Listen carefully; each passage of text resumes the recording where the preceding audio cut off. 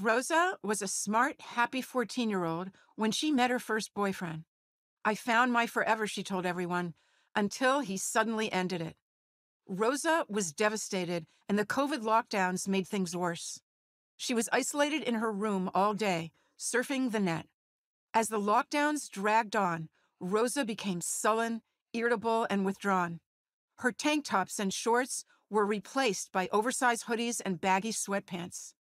One day, Rosa came home with a buzz cut. Shortly after, she declared she was a boy and demanded testosterone.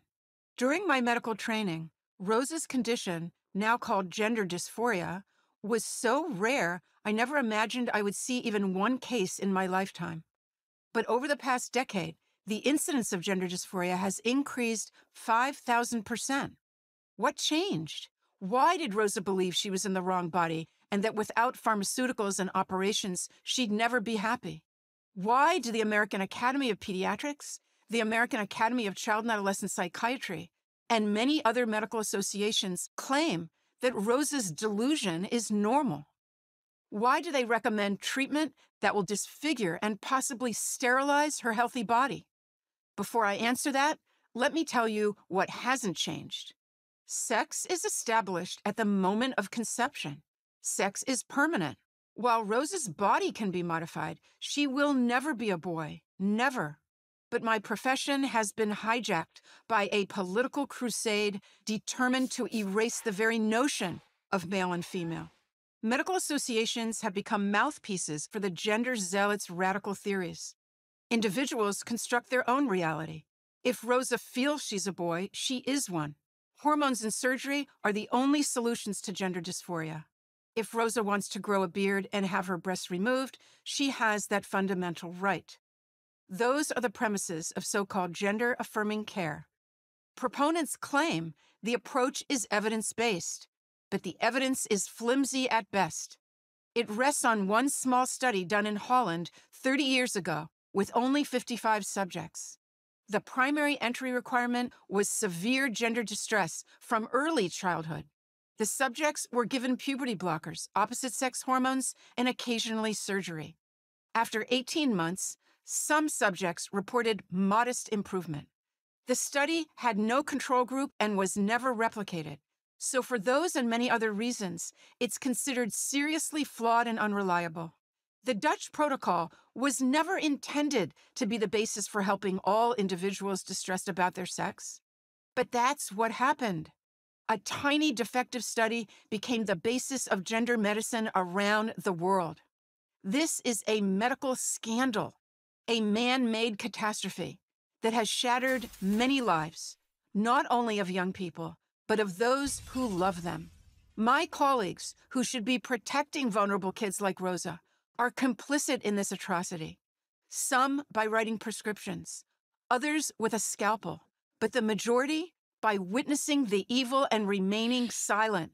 But there is reason for hope. The most comprehensive review yet of gender-affirming care was recently commissioned by the National Health Service in Great Britain. Dr. Hilary Cass, former president of Britain's Royal College of Pediatrics, analyzed data from England's Tavistock Gender Clinic, the largest in the world until it was shut down in 2024. Her report is a scathing indictment of the clinic's practices. She demonstrates there is no evidence medical interventions benefit gender-distressed young people. What the kids need, Dr. Cass concludes, is counseling. Great Britain, Norway, Finland, Sweden, and Denmark have essentially stopped medical treatment of teens whose bodies are 100% healthy and are focusing on their minds and hearts. The Netherlands, France, and Belgium are not far behind.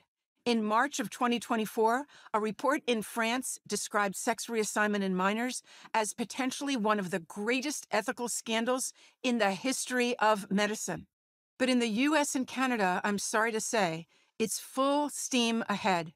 How do we stop this runaway train? As a doctor, I'm going to put responsibility on my colleagues. Do your research. You're not hearing the other side of the debate. Read the Cass report. Your medical associations have lost their way. Understand, This is not about compassion and rights. It's about tyranny. Stand up to the activist bullies. Speak out against the sacrifice of children on the altar of a perverse political agenda. Let me end where I began, with Rosa. Her story has a happy ending. Her parents and I pulled her back from the brink. Tragically, many other Roses have been lost, and many others are still out there. We must save them.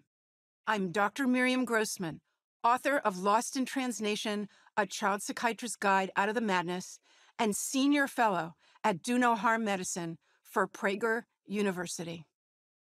Thank you for watching this video. To keep PragerU videos free, please consider making a tax-deductible donation.